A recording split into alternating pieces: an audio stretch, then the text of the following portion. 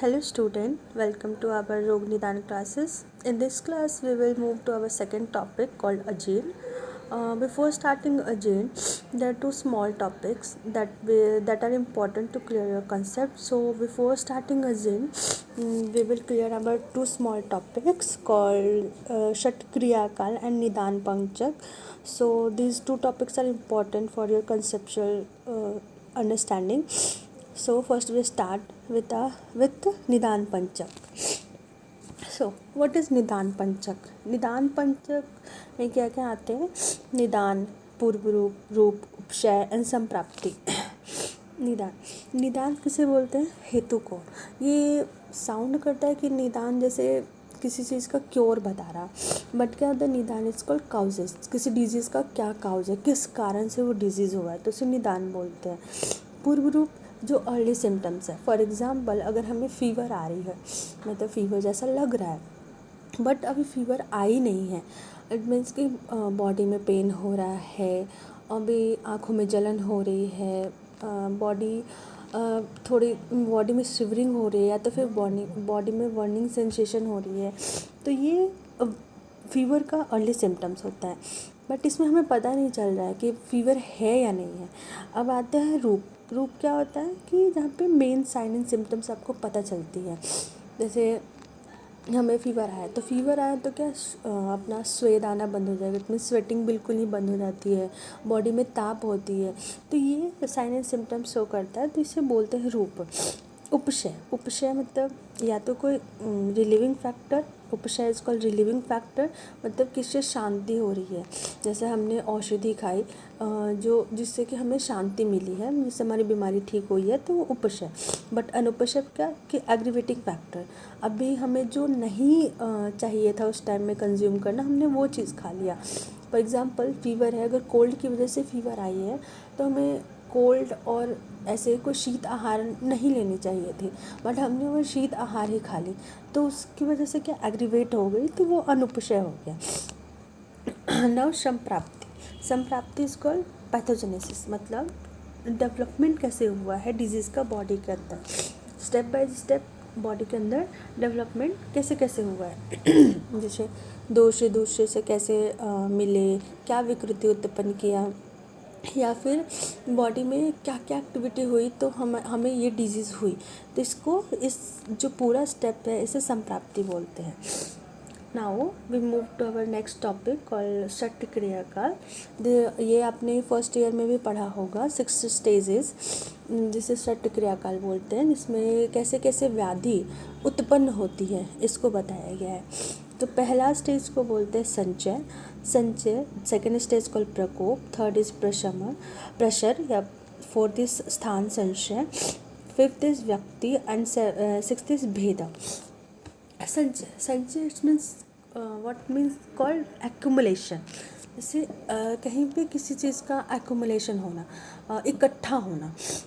For example, अगर हम एक पतीला लेते हैं उसमें हम दूध को डाल रहे हैं, तो वो वहाँ पे संचय हो गया. प्रकोप, उसका अमाउंट बढ़ रहा है, वहाँ पे वो एक्यूमुलेट भी हो रहा है. प्रकोप मतलब एग्रीवेट भी. अगर हमने हीट दी उसे, तो क्या होता है कि दूध में उबाल आते आते वो खुद ऊपर की तरफ होती है पतीला में, तो वो एक फर्स्ट लेयर तक आता है, तो दिस इज़ कॉल्ड प्रकोप. It means spark. Third is pressure. अब इतनी हीट मिल गई उसे कि वो पतीले के बाहर आना स्टार्ट हो गया, this is called pressure. Now स्थान संशय, मोस्ट इम्पॉर्टेंट. ये थोड़ा समझ में नहीं आता, सो मोस्ट इम्पॉर्टेंट, इसको ध्यान से सुनिएगा. सो स्थान संशय किसको बोलते हैं कि शरीर में जो दोष गमन कर रहे होते हैं. जैसे अभी क्या हुआ, दूध पतीला से बाहर निकल गया, अभी वो कहीं ना कहीं तो मूव करेगा, वैसे ही दोष भी विकृत होकर मतलब प्रकुपित हो गया और कहीं ना कहीं तो गमन करेगा, तो और कहीं ना कहीं तो वो रुकेगा. ऐसा नहीं है कि वहाँ से निकल गया तो गमन करता रहेगा, मतलब चलता ही रहेगा, कहीं ना कहीं रुकेगा, तो उसको आश्रय चाहिए. तो वो आश्रय के लिए जगह ढूंढता है. वो जगह क्या होती है, वो जगह को बोलते हैं वो खवैगुण्य, जो हमने एक लाइन पढ़ा होगा, खवैगुण्य से डिसाइड होती है. खवैगुण्य क्या होता है, ऐसी जगह जो कमज़ोर होती है, वीक होती है, चोट लगी होती है, वहाँ पे कुछ डिफेक्ट्स होते हैं, तो वो जगह होती है ख यूनियन। और जो प्रकोपित दोष होते हैं वहीं पे जाकर एक्यूमुलेट होते हैं। फॉर एग्ज़ाम्पल, जो हमने दूध ली थी पतीले से बाहर निकली, अभी क्या बोलते हैं, जो मानकर चले कि जहाँ पे दूध गिरी है वहाँ पे एक गड्ढा है, इट मीन्स वहाँ पे कुछ तो प्लेन स्लैब से कुछ डिफेक्ट है, मतलब गड्ढा है। तो होता है कि वो दूध वहीं पे जाकर एक्यूमुलेट हो जाता है, मतलब वहीं पे वो रुक जाता है। अगर उसको हम बाहर ना निकालें फोर्सली अपने हाथों से, तब तक वो खुद ब खुद तो नहीं निकलेगी, बट प्लेन सरफेस है तो वो निकल जाएगी, बाहर की तरफ बढ़ जाएगी। तो वो ऐसा समझे कि वो एक आश्रय है, वो दोषों का आश्रय है, और वो ख वैगुण्य है, वैकेंट स्पेस है जो कि विकृत है, तो वहाँ पे जाके वो एक्यूमुलेट हो गई। अब वहाँ पे क्या होता है कि अगर वहाँ से कोई अच्छा दोष भी पास करेगा, मतलब जो विकृत नहीं है, प्राकृत है, अगर वहाँ से कुछ सही चीज़ भी पास करेगा तो वो भी विकृत हो जाएगी, क्योंकि वो ऑलरेडी वीक है, ऑलरेडी विकृत दोष उसमें एक्यूमुलेट है, तो वो भी वीक हो जाएगा। जैसे फॉर एग्ज़ाम्पल, अगर हमने पानी वहाँ से बहाया कि हम साफ़ कर रहे हैं उस जगह को, तो अगर हम पानी देंगे तो प्लेन सरफेस है तो वो सामने धीरे धीरे आगे बढ़कर वो साफ़ हो जाएगी, बट जो गड्ढा है वहाँ पे पानी जाकर मिक्स हो जाएगी, वो भी वहीं पे रुक जाएगा। वो ख़राब हो गया, अब हमें उसे फोर्सली निकालना पड़ेगा। और अगर हमने उसे वैसे ही छोड़ दिया तो क्या नेक्स्ट स्टेज क्या होता है कि व्यक्ति का स्टेज आता है। अब वो गंदा, अब जो पानी गड्ढे में स्टोर हुआ था, पानी और दूध, अब अगर हमने उसे साफ़ नहीं किया तो उसमें कीड़े आएंगे, या फिर वो दिखेगा कि कितना गंदा हो रहा है। तो वैसे ही अपनी डिजीज़ बॉडी में फिर दिखेंगे क्योंकि खवैगुण्य में वो दोष वगैरह वहाँ एक्यूमुलेट हुए जो प्रकोपित है, विकृत है, और वो जगह ही खुद विकृत है, तो वो पूरा ही विजिबल होगा। अब वहाँ पे जो डिजीज़ होंगे उसके सिम्टम्स विजिबल होंगे व्यक्ति में, इसलिए हमें स्थान संशय में पूर्व रूप दिखाई देता, और व्यक्त स्टेज में हमें पूरे सिम्टम्स दिखाई देते हैं, रूप दिखाई देते हैं।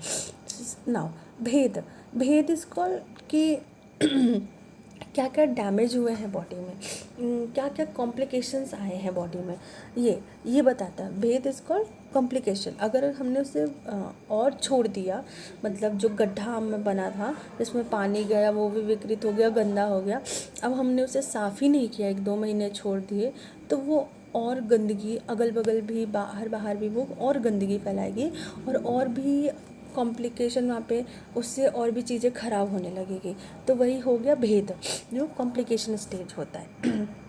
फॉर एग्ज़ाम्पल, अब यहाँ पे देखो, जैसे मैंने एग्ज़ाम्पल में लिखा है, कोई पर्सन है वो स्पाइसी फूड खा रहा है, ऑयली फूड खा रहा है, तो क्या पित्त अपनी जगह पे एक्यूमुलेट होना स्टार्ट करेगा, बट सिम्टम्स नहीं कुछ देखेंगे, सिर्फ एक्यूमुलेशन होगा। अब प्रकोप, एग्रीवेशन अवस्था कि और खाए जा रहे हैं, तो उससे क्या होगा, कुछ डिस्टर्बेंस होगी बॉडी में, सौर ब्लीचिंग आएगी, माइल्ड बर्निंग होगा, ऐसे हेडेक होगा, ऐसे ऐसे प्रकोप, थोड़ा पित्त का इफेक्ट आएगा।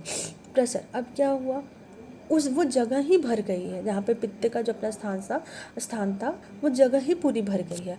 अब भर गई है तो वहाँ से कहीं ना कहीं तो जाएगा ही, जाने के लिए क्या, वहाँ से निकलेगा सो स्प्रेड होगा। तो अगर वहाँ से स्प्रेड होगा तो वो अपनी इफ़ेक्ट दिखाते हुए स्प्रेड होगा, बर्निंग सेंसेशन करेगा, रेस्टलेसनेस होगा, थर्स्ट होगा, गले में दाह होगा, ये सब होगा।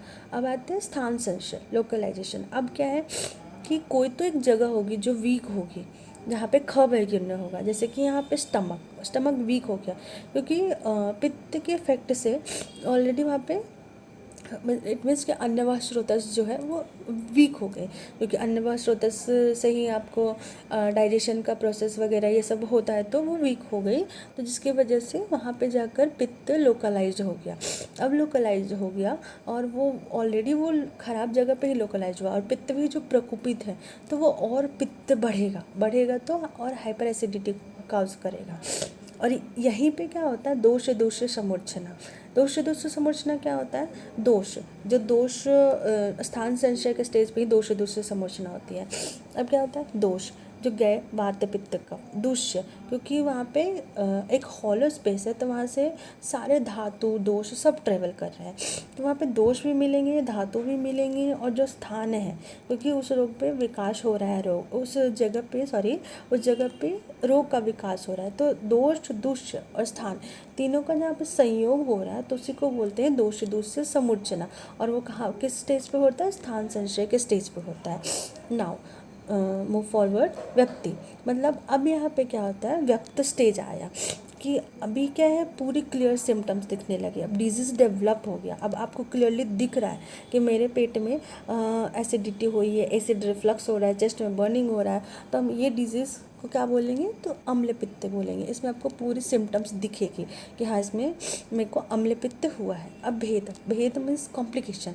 अगर हमने उसे छोड़ दिया ट्रीट करने को, नहीं ट्रीट किया, तो वो क्या और विटिएटेड फॉर्म में आएगा, मीन्स कि और विकृत होगा और अल्सर का फॉर्मेशन करेगा, जैसे सीवियर गैस्ट्राइटिस होगी, बहुत चीज़ें हो सकती है जो मतलब और भी विकृत में आ सकती है। तो भेद स्टेज में ये सब फॉर्म होगा। So now win this lecture है, नेक्स्ट क्लास में हम अजीर्ण स्टार्ट करेंगे, क्योंकि वीडियो बहुत लंबा हो जाएगा। मैं नहीं चाहती आपको ज़्यादा प्रेशर हो, छोटे छोटे वीडियोस ही लाएंगे आपको एक एक टॉपिक कंप्लीट करने में। तो हम इस वीडियो को यहीं पे एंड करते हैं। आप चैनल को सब्सक्राइब कर लो और बेल आइकन को प्रेस कर लो, ताकि नेक्स्ट क्लास का आपको नोटिफिकेशन मिल जाए। So thank you. इफ़ कोई आपको डाउट होता है तो आप ज़रूर कमेंट सेक्शन में मेंशन करना, मैं पर्सनली डाउट आपको क्लियर कर दूँगी। Thank you.